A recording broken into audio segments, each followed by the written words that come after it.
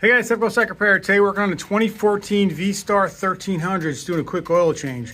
So you saw I let it run a little bit and let it warm up, and now I got it on just a couple pieces of wood right here, and I got underneath the kickstand also. That's as high as you need.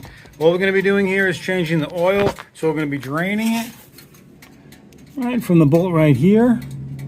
All right, 17 millimeter, and we got our filter right here. So pretty simple, quick, straightforward. I'm going to go ahead and start draining it to 17. Let it drain. All right, so this K&N filter has got a 17 millimeter on the end of it, so that's pretty easy. Let's just grab that and take that off. Just loosen it some and let it drain so you don't make as much of a mess.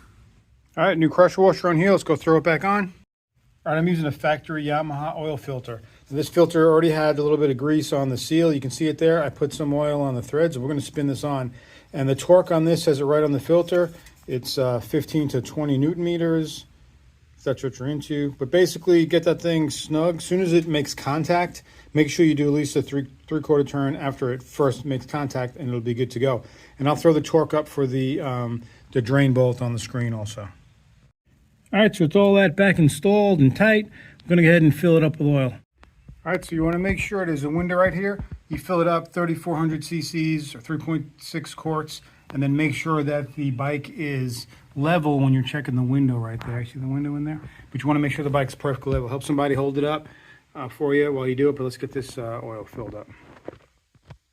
I'm using 10W40 conventional. All right, so after firing the bike up, running it, letting it warm up, let the oil drop back down here, and there's two marks on this window. You want it between the two, towards the higher one, and you're good to go. This is 3,400 cc's in here, right at about mid-window, and it's still draining back down.